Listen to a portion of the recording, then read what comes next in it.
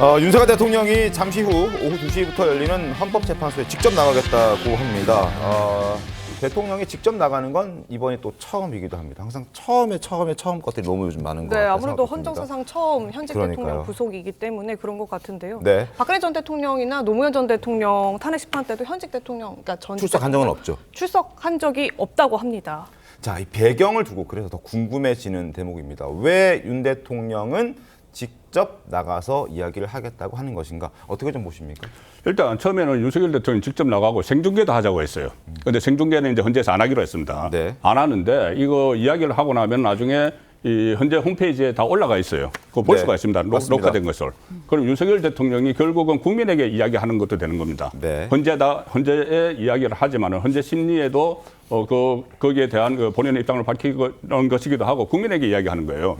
지금 어쨌든 윤석열 대통령의 입장은 뚜렷합니다. 본인은 명확해요. 거기에 대한 평가는 이제 다를 수가 있지만은 네. 이게 그때 당시에 가장 중요한 게 비상계엄을 왜 선포했는지 이거지 않습니까? 이건데 그리고 지금 어떤 수사와 달리 또 헌재에서는 비상계엄을 왜 선포했는지 그리고 거기에 따른 내란죄는 뺀다고 또 하지 않습니까? 네. 그리고 왜 선포했는지가 가장 핵심인데 그 선포를 한 이유를 직접 설명을 하겠다는 이야기죠. 그전에도 계속 똑같은 이야기를 거의 해왔습니다. 그 담화나 이런 것을 보면은 어쨌든 그 야당이 어떤 뭐 예산 문제나 아니면은 탄핵으로 국정을 마비시킬 정도가 있었다. 이거 네, 하나하고 하나는 그 부정선거 이야기를 하는 거죠. 네. 어떤 부정선거의 뭐 진위 여부, 그 사실 여부는 떠나서 윤석열 대통령은 그 두 가지가 국가 비상사태로 본 겁니다.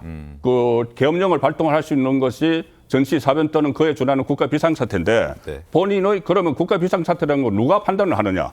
그 선포권을 가지고 있는 사람이 판단을 하는 것이죠. 그래서 본인은 국가 비상사태로 판단을 했다는 것을 헌재에도 직접 알리고 헌재를 통해서 국민에게도 이야기를 하기 위해서 직접 출석을 하는 거다. 그렇게 볼 수가 있겠죠.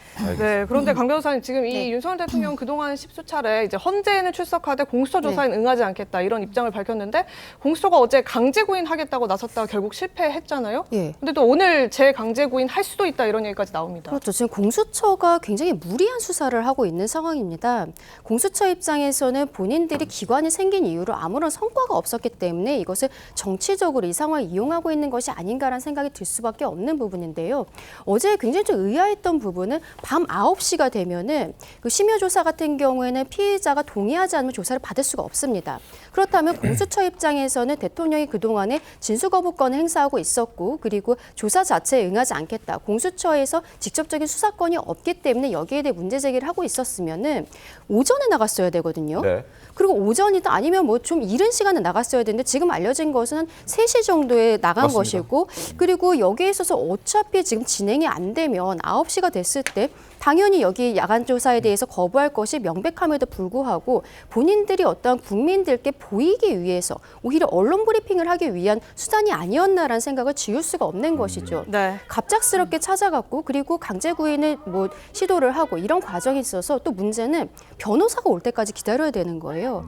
어제 공수처가 그렇게 갔는데 변호사들이 구치소에 있을지 없을지 모르는 상황 아니겠습니까? 오히려 당시에는 변호사가 변호사는- 접견을 하고 있었다. 있긴 근데 있었죠. 그게 항상 있는 것은 아니잖아요. 네. 그렇기 때문에 지금 만약에 없었다면 변호사들이 또 와야 되는 시간 같은 것도 있는 것이죠. 공수처가 이른 시간에 그러니까 체포영장이라든지 이런 것들은 새벽 5시에 출동하지 않았습니까? 네. 이런 형태를 썼어야 되는데 저는 어저께 너무 의아한 부분들이 있었고 그리고 꼭 강제 구인을 하지 않고 그냥 방문조사상으로 했었어도 되는 것이거든요.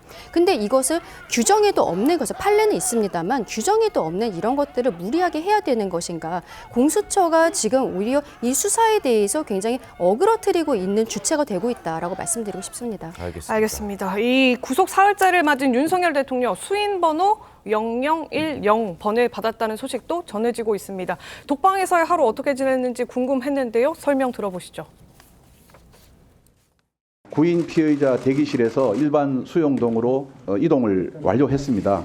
일반 수용동에서 하룻밤을 잘 보냈다는 보고를 받았습니다. 네, 일반 독방은 1.04평인데 네. 윤석열 피의자가 있는 독방은 몇 평 정도 됩니까?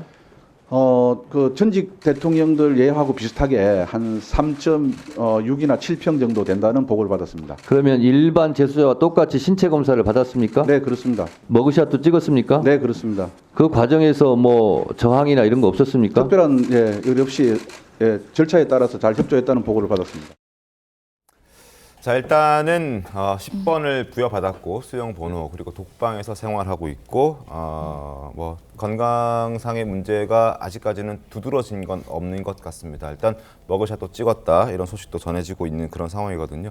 앞으로 일단 구속된 상태로 재판도 받고 또 수사도 받아야 되는 그런 상황이어서 많은 국민들께서 그 부분 또 걱정도 하고 또 궁금해하실 것 같다는 생각도 듭니다. 어찌됐든 지금 이제 관심은 오늘 오후에 헌법재판소의 심판을 받게 되는데 그 자리에 직접 출석해서 어떤 이야기를 할 것인가라는 부분이 궁금하고 그리고 또 하나는 공수처가 이제 조사를 하겠다는 것인데 아마 거의 사실상 불가능해 보이긴 합니다. 일단 윤석열 대통령이 공수처 수사는 받지 않겠다는 입장이 확고한 것으로 보여지기 때문에 그래서 그런 부분들을 저희가 좀 지켜보면서 이야기를 좀 기다려 보도록 하겠습니다.